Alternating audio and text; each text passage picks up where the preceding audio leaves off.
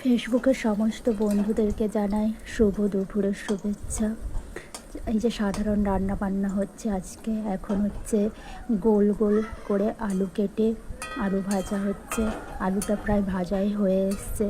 আজকে বেশি কিছু আমি রান্না করতে পারিনি, আলু উচ্ছা ভাজা করেছি আর হচ্ছে মেয়ের জন্য ঝোলটা বানিয়েছি।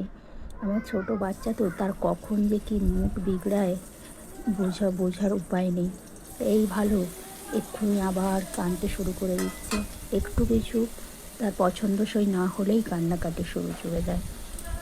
তাই বেশি কিছু রান্না করতে পারিনি, ওকে সামলাতে ব্যস্ত ছিলাম। বাদ বাকি রান্নাগুলো মাই করেছে, আমি খালি উচ্ছে আলু ভাজা মেয়ের ঝোলটা করে নিয়েছি। এই যে এখন উচ্ছে ভাজা হচ্ছে। আর আমার বাচ্চার তো খাবারের প্রতি কোনো আগ্রহ নেই। ওর খিদা পেলেও কখনো বলবে না যে খিদা পেয়েছে। যখন খিদার টাইমগুলো হয় তখন দেখি ওর পেটে মনে হয় খুব খিদে লাগে, বলবে না, শুধু হচ্ছে কেঁদে কেটে পাগলের মতো মাটিতে গড়াগড়ি দেয়।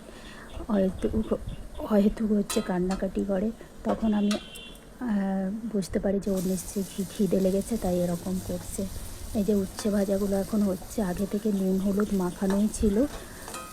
আলু ভাজার পর উচ্ছে ভাজাগুলো দিয়ে দিয়েছি। আমাদের বাড়িতে আবার ওই উচ্ছে সেদ্ধ ভাজা কেউ খাবে না, একদম কড় করে ভালো করে ভাজা করতে হবে, তবেই খাবে। এই যে উচ্ছে ভাজাটা প্রায় হয়ে এসছে। যেগুলো আগে হয়ে গেছে, আগে একটু ভাজা হয়ে গেছে, সেগুলো তুলে নিয়েছি। বাদ বাকিগুলো এখন হচ্ছে। এই যে তারপরে এখন মেয়ের মাছ ভাজা হচ্ছে। এই যে মাছ দিয়ে ঝোল হবে।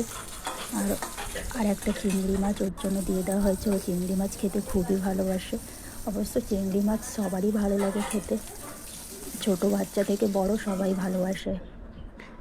এই যে তারপরে হচ্ছে তেলে হচ্ছে 5 ফোড়ন দিয়ে দিলাম, দিয়ে হচ্ছে সবজিগুলো আছে সেই সবজিগুলো দিয়ে একটু নাড়াচাড়া করে নেব।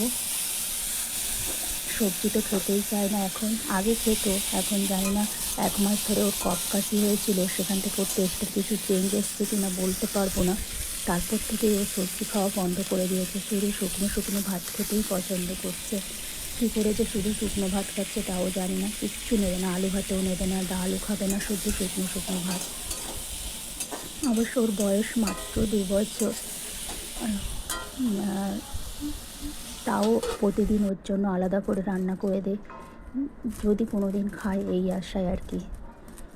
তারপরে এই যে সবজিটাকে ভেজে তুলে নিয়েছি, তারপরে রসুন জিরে পেঁয়াজ বাটা একসঙ্গে বেটে রাখা হয়েছিল, আর একটু আদা, ওটা হচ্ছে এই যে তেলের মধ্যে দিয়ে একটুখানি কষিয়ে নিয়ে হলুদ দিয়ে ভালো করে কষিয়ে নেব। তারপরে সবজিগুলো দিয়ে জল দিয়ে দেবো, ফুটে গেলে মাছগুলো দিয়ে নামিয়ে নেব। ওর মাছটা প্রথম থেকেই দিয়ে দেবো ঝোল ফোটার আগে, তাহলে মাছটা নরম হবে আর ও খুব ভালো খেতে পারবে নরম মাছটা। এখন মাছ খাওয়াও ছেড়ে দিয়েছে, চিংড়ি মাছ হলে খাবে আর অন্য মাছ হলে চুষে নিয়ে ছিবড়ে বের করে দেবে। কিন্তু আগে সবই খেতে, জানি না এখন হঠাৎ করে এই 1 মাস ধরে কী হয়েছে। 1 মাস ধরে ওর শরীর খারাপটা ছিল, সেখান থেকে জানি না ওর কী চেঞ্জ এসছে। ও এখন শুধু ভাতগুলো সাদা শুধু ভাতগুলো বল করে দিলে সেগুলোই খাবে, কোনো সবজি মাখিয়ে দিলেই খাবে না। আমি তো আশায় বসে আছি কবে আবার আগের মতো সবজি মাখিয়ে ভাত খাবে। জানি না, কিচ্ছু খায় না, আলু ভাজাও খায় না। ছোটো বাচ্চারা আলু ভাজা খেতে খুব পছন্দ করে, আলু ভাজাও তার পছন্দ নয়, তার কোনো কিছুই খেতে ভালো লাগে না।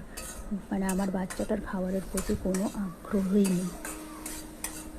অন্য বাচ্চাদের খেতে দেখলে আমার খুবই খারাপ লাগে। অন্য বাচ্চারা কী সুন্দর কেক বিস্কুট কত সুন্দর করে খেয়ে নেয়, আমার মেয়ে তো কেক বিস্কুট ফ্রুটি জুস এইসব কিছুই খেতে চায় না।